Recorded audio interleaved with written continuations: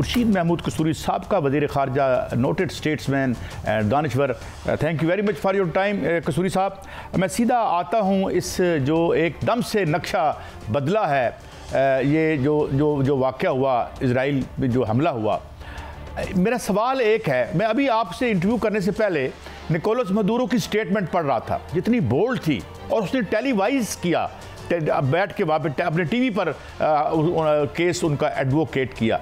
तो कोई आपको जो मुस्लिम दुनिया का या मिडल ईस्टर्न जो इस्लामी कंट्रीज़ का कोई म्यूटेड सा रिस्पांस लगा है, या इट वाज बिफिटिंग?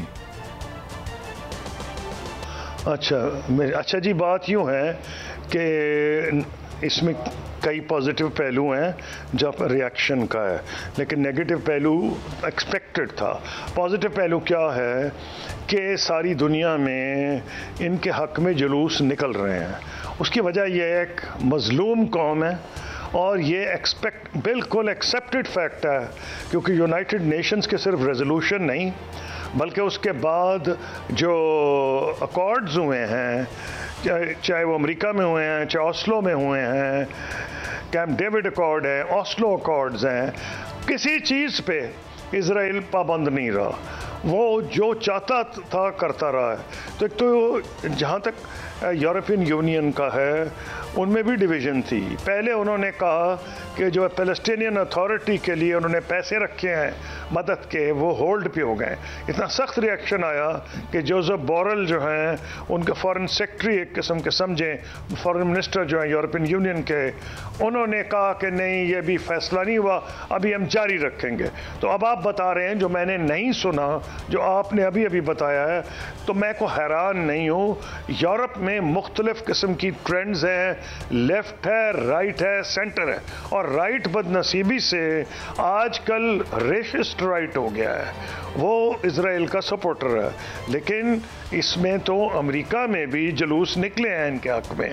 तो आप कहने इस्लामी दुनिया का रिएक्शन, देखें बात यह है कि इस्लामी दुनिया का रिएक्शन एक तो इसलिए बड़ा आपको सरेदस्त म्यूट लग रहा है, क्योंकि जिस हैरानी से यह काम हुआ है, वो सिर्फ इस्लामी दुनिया, अरब दुनिया हैरान नहीं हुई, बल्कि जिसकी सबसे ज़्यादा इंटेलिजेंस दुनिया में है, एक तो इजराइल है, उनकी नाक के नीचे हो गया है, उससे बढ़ के अमेरिका है। अमेरिका के जो नेशनल सिक्योरिटी एडवाइज़र हैं, जेक सलिवन, ने एक हफ्ता पहले कहा, इस हमले से पहले, कि अब तो मुझे मशरिक वस्ता में बिल्कुल अमन नज़र आ रहा है और अब मामला आगे चलेंगे। वो अपने नए प्रोजेक्ट्स लेके आ रहे थे कि अमेरिका को वो सऊदी अरब से नफी कर देंगे और आगे जो है पाइपलाइन ले जाएंगे उसको इजराइल। सबसे पहले तो उसमें पत्थर मारा प्रेसिडेंट अर्दोआन ने, उन्होंने कहा नहीं इजराइल क्यों है, तो तुर्की के ज़रिए जाएगा वगैरह वगैरह। तो इसलिए कोई एक्सपेक्ट ही नहीं कर रहा था, बल्कि क्राउन प्रिंस मोहम्मद बिन सलमान के 2 इंटरव्यू बैक वक्त आए थे। एक को बहुत पब्लिसिटी मिली, वो फॉक्स न्यूज़ का इंटरव्यू था, जिसमें उन्होंने इंडिकेट किया कि जो नॉर्मलाइजेशन रिलेशनशिप की है सऊदी अरेबिया की इजराइल, वो तेज़ी में चल रही है। लेकिन उसी वक्त एक और इंटरव्यू आया था कि, और वो ये था कि हम जब बात करेंगे तो हम फ़लस्तीनियों को बुला रहे हैं और हम उनको एश्योर करेंगे कि तब इनको हम रिकग्नाइज़ करेंगे जब ये उनके हुकूक यानी कि 2 स्टेट सोल्यूशन को एक्सेप्ट करेंगे।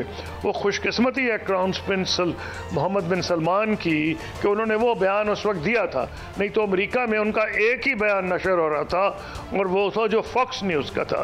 तो अब मैं इसी समझ रहा हूँ, एक तो सरप्राइज़ बड़ी है, लेकिन ऑलरेडी सऊदी अरेबिया का आ गया रिएक्शन, अच्छी बात है।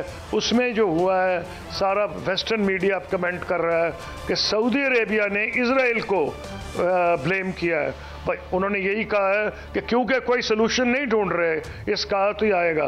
तो इस्लामी दुनिया का ऑन द होल मैं आपसे एग्री कर रहा हूँ कि इस जो रिएक्शन है, रिएक्शन उनका होता है जिनके घर में कोई दाने हों।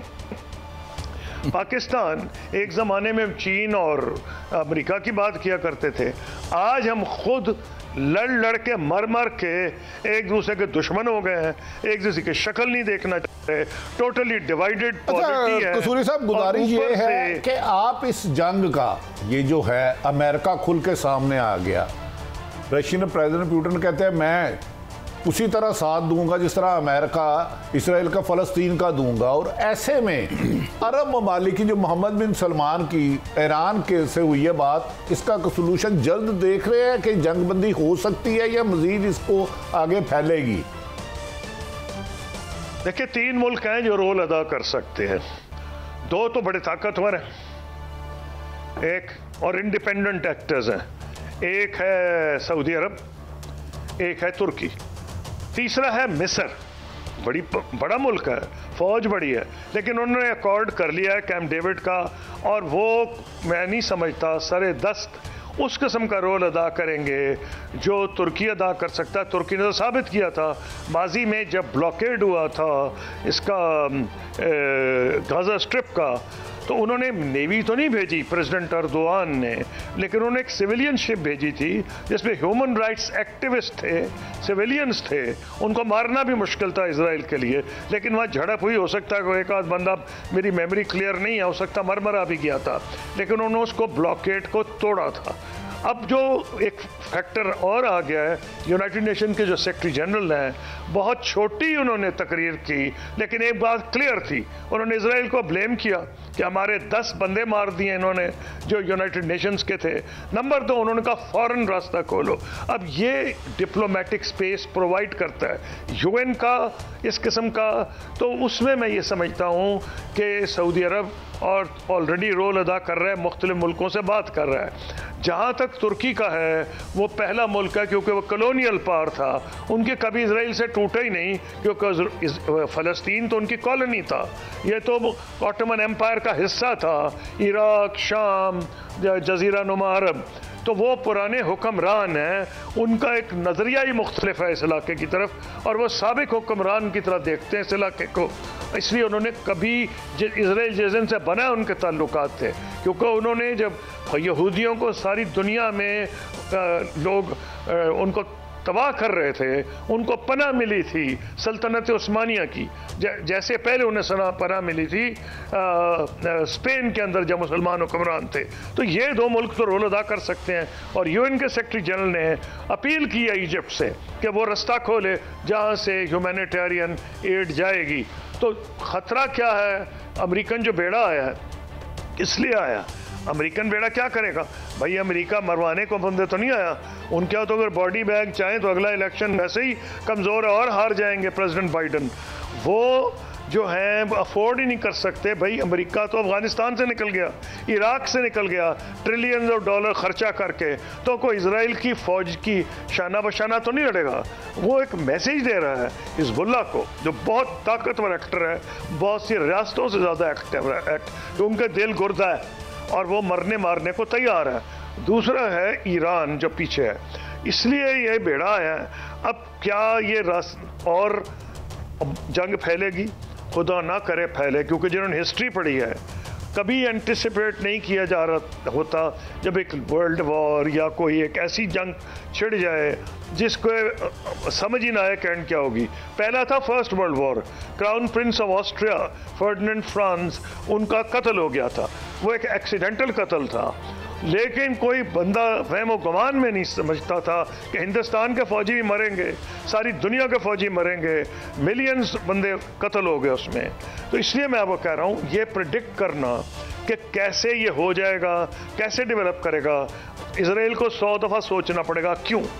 अच्छा, 3 तो उनके वज़ीर-ए-आज़म जो हैं मुस्ताफ़ी हुए हैं इसराइल के, जब उनकी फौज ने अच्छा रोल अदा नहीं किया।